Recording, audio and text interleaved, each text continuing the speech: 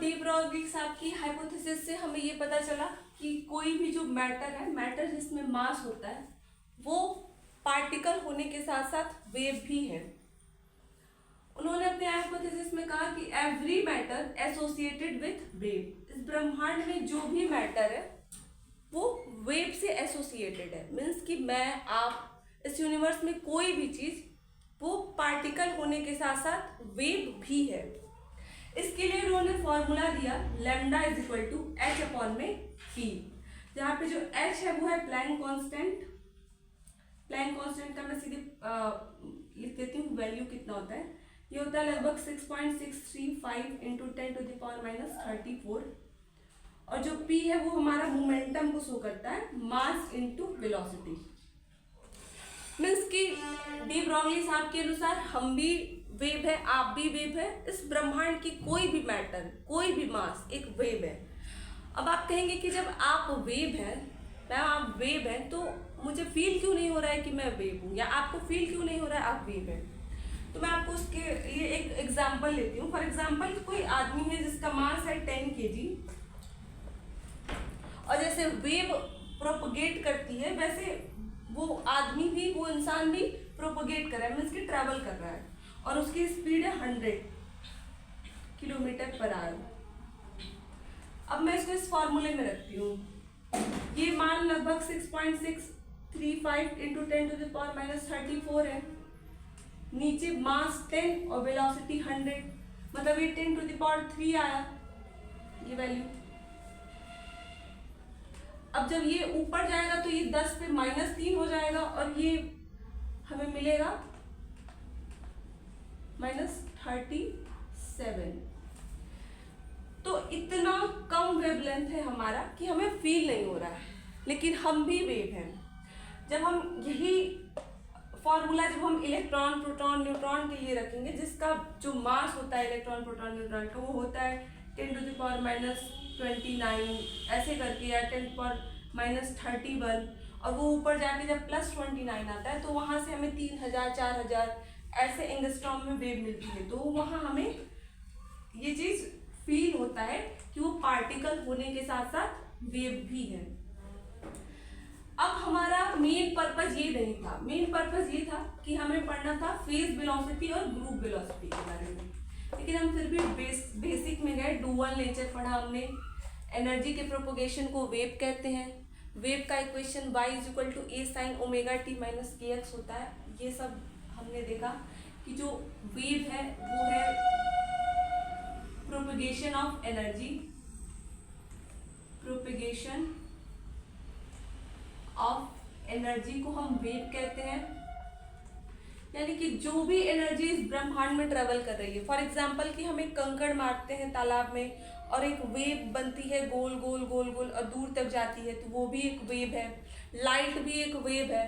तो जो भी एनर्जी इस ब्रह्मांड में प्रोपोगेट कर रही है, ट्रेवल कर रही है, वो सब वेव है। इस वेव को हम मैथमेटिकली कैसे लिखते हैं? मैथमेटिकली हम इस वेव को लिखते हैं y = a sin kx - ω-t। इस वेव को मैथमेटिकली हम इस इक्वेशन से लिखते हैं। अभी हम बहुत डीपली नहीं जाएंगे कि ये इक्वेशन आया कहाँ से, बस हम ये जानेंगे कि इस वेव को मैथमेटिकली हम इस इक्वेशन से लिखते हैं।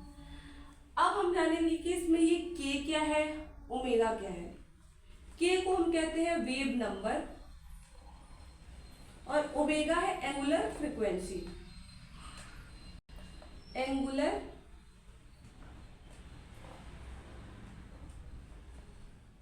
फ्रीक्वेंसी।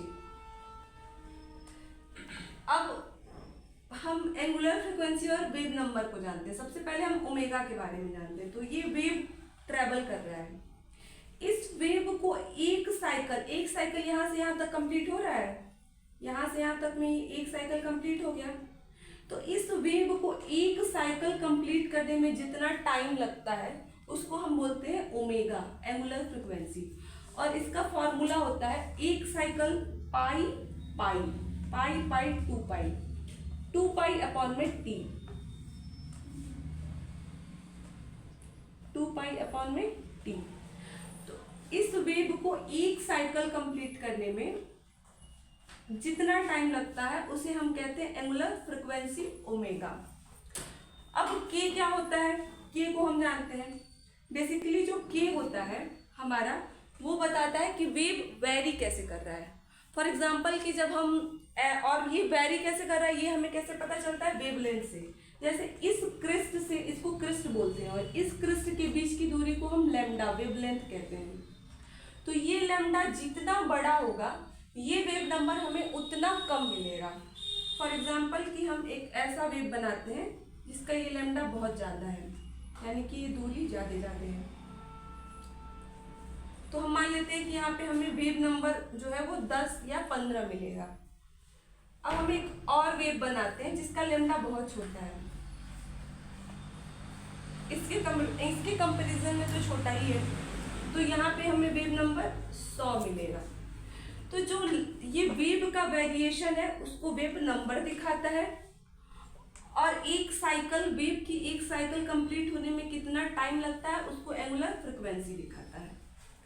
तो अब हम इस बात को समझ चुके हैं, अब हम आगे मूव करेंगे।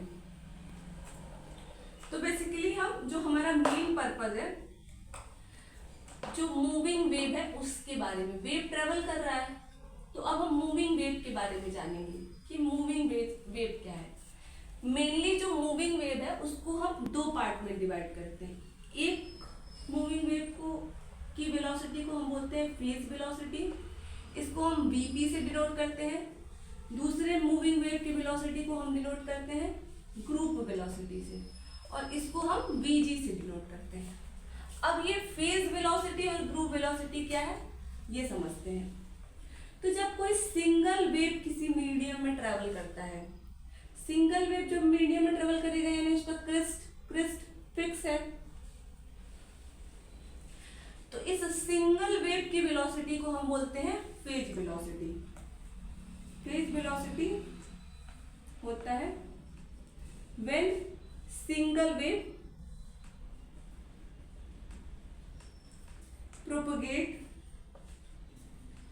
propagate with definite wavelength।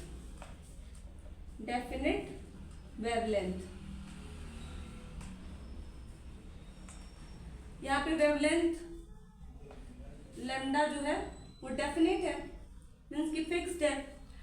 तो जो सिंगल वेव डेफिनेट वेवलेंथ के साथ प्रोपगेट करता है मीडियम में, उसकी वेलोसिटी को हम फेज वेलोसिटी करते हैं, is known as phase velocity, is known as phase velocity. अब हम जानेंगे कि इस फेज वेलोसिटी यानी कि वीपी का फॉर्मूला क्या होता है। अच्छा, ये फेज वेलोसिटी जो है यही वेव वेलोसिटी है क्योंकि सिंगल वेव है, तो जो फेज वेलोसिटी है उसको हम वेव वेलोसिटी भी कह सकते हैं, वेव वेलोसिटी।